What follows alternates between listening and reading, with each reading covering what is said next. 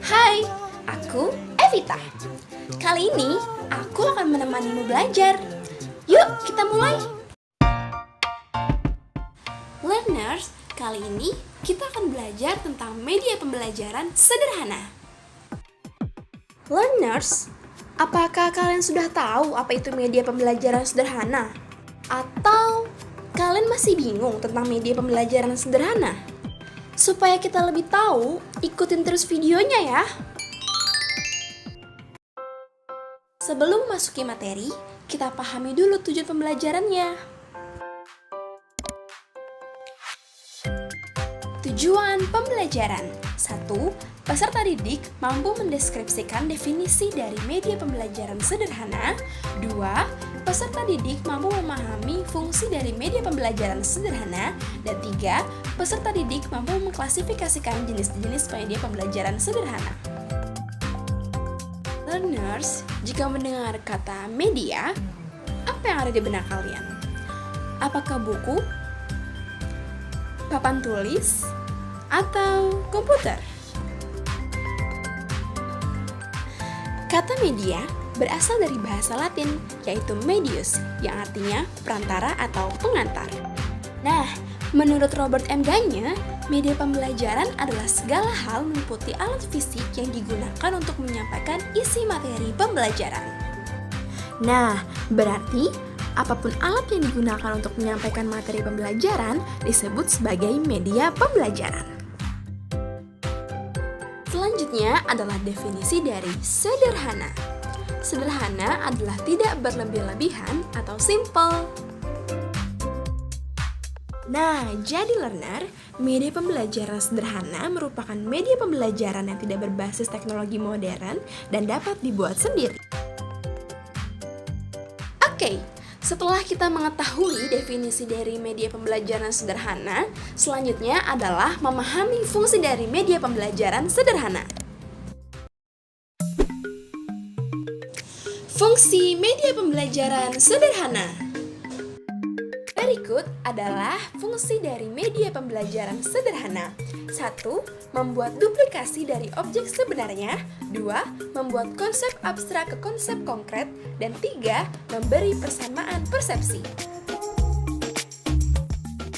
Nah, setelah kita mengetahui fungsi dari media pembelajaran sederhana, selanjutnya adalah macam media pembelajaran sederhana.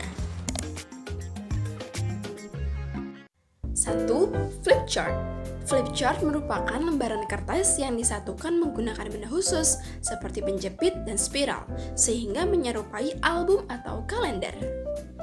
Nah, lembaran-lembaran kertas inilah yang akan diisi dengan informasi-informasi atau pesan-pesan baik berupa gambar maupun simbol-simbol yang dicantumkan dalam bentuk visual. Media flipchart ini juga dapat diartikan sebagai kumpulan ringkasan, skema, gambar, tabel yang dibuka secara berurutan berdasarkan topik materi pembelajaran. Kamu tahu nggak sih, kalau flipchart itu memiliki berbagai macam ciri? Berikut adalah penjelasannya. Ciri-ciri flipchart. 1. Bahan flipchart biasanya kertas berukuran plano. 2. Kertas yang digunakan mudah dibolak-balik. 3. Kertas yang digunakan mudah untuk ditulis. 4. Menggunakan bahan yang mudah digunakan. Dan 5. Berwarna cerah dan bersifat menarik. Nah, selain ciri dari flipchart, juga ada bentuk media flipchart. Media pembelajaran flipchart ini terbagi ke dalam dua bentuk, yaitu 1. White flipchart. White flipchart adalah lembaran-lembaran kertas kosong yang siap diisi informasi-informasi mengenai pembelajaran. White flipchart ini seperti whiteboard yang menggunakan spidol sebagai alat tulis. Yang kedua adalah message flipchart. Nah, message flipchart ini berisi pesan-pesan pembelajaran yang disiapkan sebelumnya, yang isinya bisa berupa gambar, teks, grafik, bagan, dan lain-lain.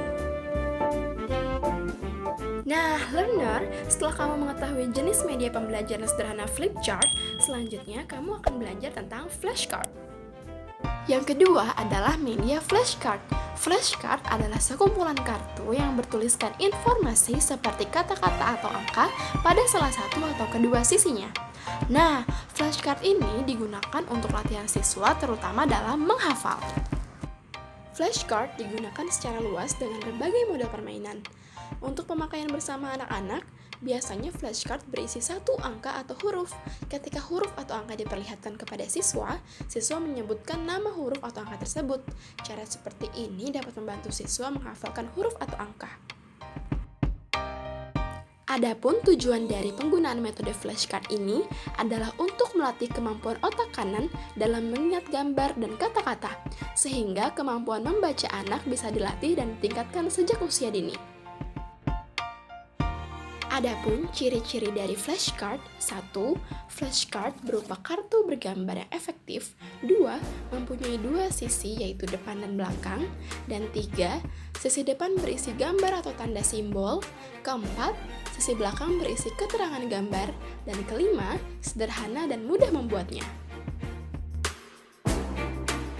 Nah, learners, flashcard juga memiliki berbagai macam bentuk. Di antaranya, flashcard membaca, flashcard berhitung, dan flashcard binatang, serta lain-lain. Learners, setelah kamu mengetahui flipchart dan flashcard, kali ini kamu akan belajar tentang diorama. Diorama merupakan media pembelajaran 3 dimensi yang menggambarkan suatu kejadian, baik kejadian bernilai sejarah atau tidak.